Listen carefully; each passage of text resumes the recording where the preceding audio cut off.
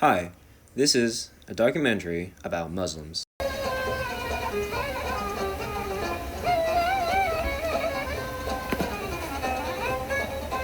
More specifically, America's.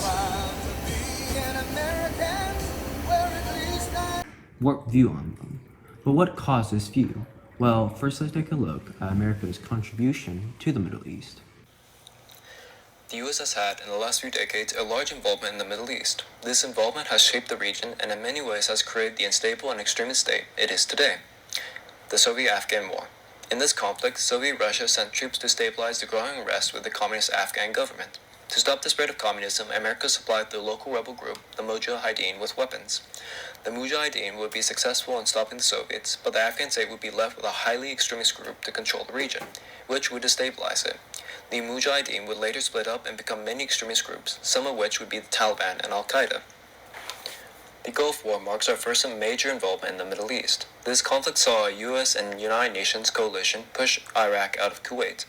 This severely weakened Iraq and furthered the growing unrest with the Iraqi people. This conflict was preceded 12 years later by another invasion to overthrow Saddam Hussein's government. Both these U.S. involvements in the Middle East share three major effects: the destabilization of the involved and surrounding countries, the rise of radical extremist groups, and the growing of nationalism in the region.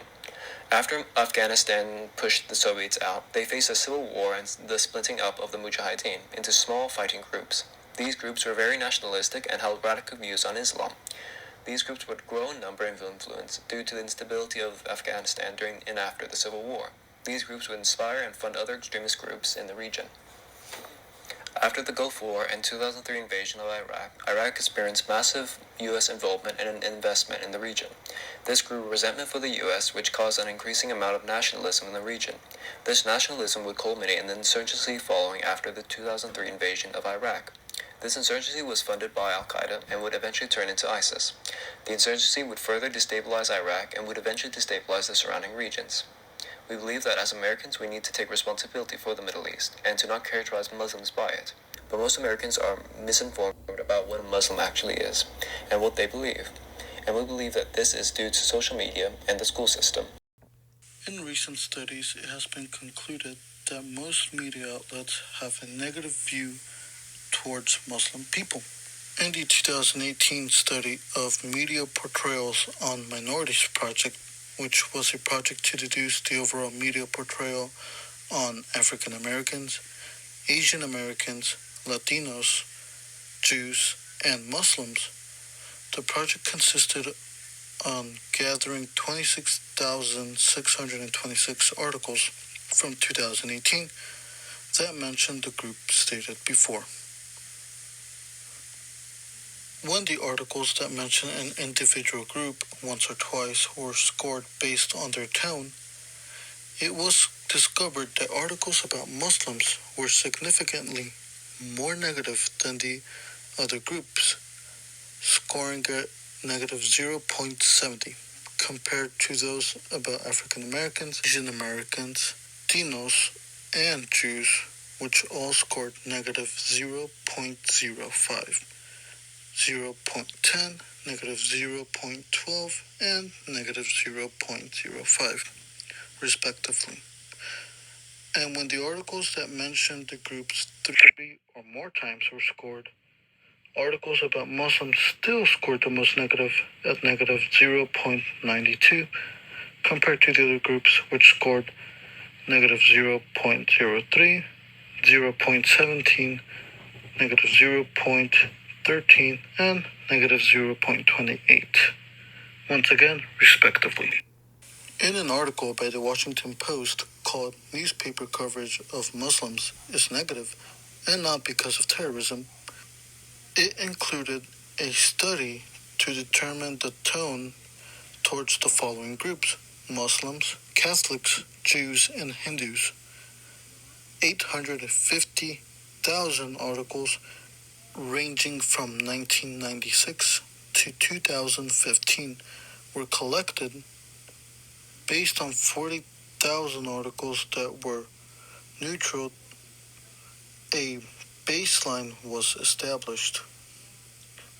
2 tests were conducted, the first involving articles that mentioned the groups and contained words such as terrorism, extremism, and fanaticism.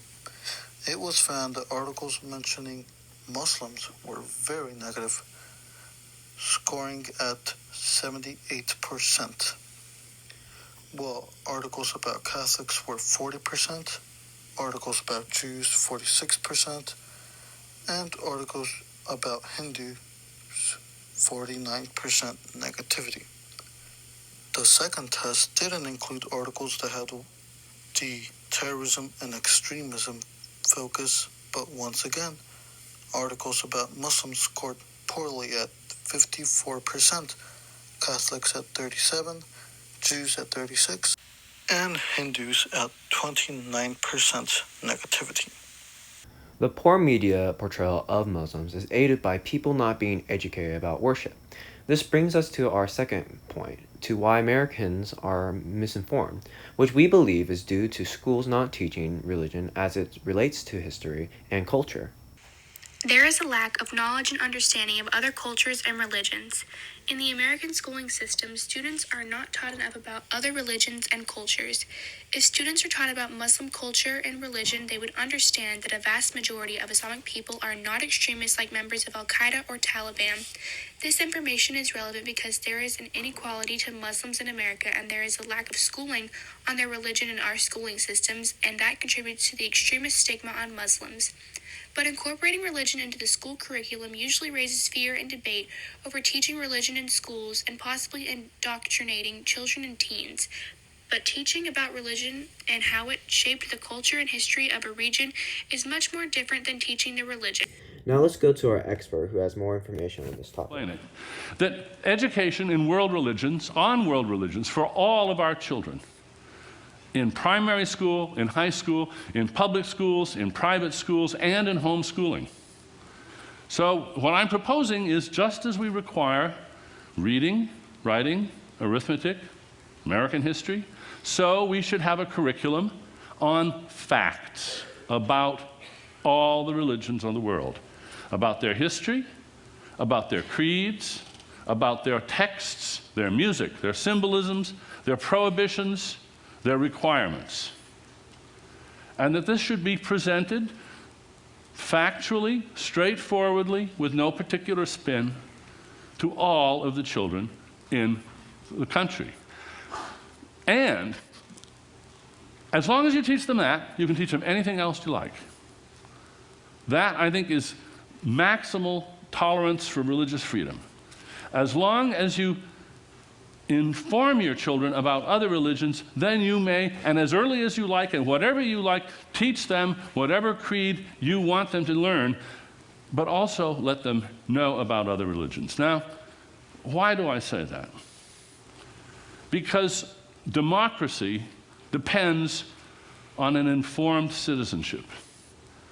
Informed consent is the very bedrock of our understanding of democracy.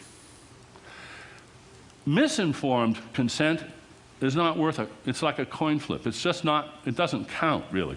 Democracy depends on informed consent. This is the way we treat people as responsible adults. Now, children below the age of consent are a special case. Parents, I'm going to use a word that Pastor Rick just used. Parents are stewards of their children. They don't own them. You can't own your children. You have a responsibility to the world, to the state, to them, to take care of them right. You may teach them whatever creed you think is most important, but I say you have a responsibility to let them be informed about all the other creeds in the world too. With all this in mind, what is the solution? Well, we first need to take responsibility for the state the Middle East is in today. And we also need to be more informed about what Muslim actually is. And we do this by teaching religion in schools as it relates to the history and culture of a people. This is how we would fix America's worldview on Muslims. This thus ends the documentary. Thank you for watching.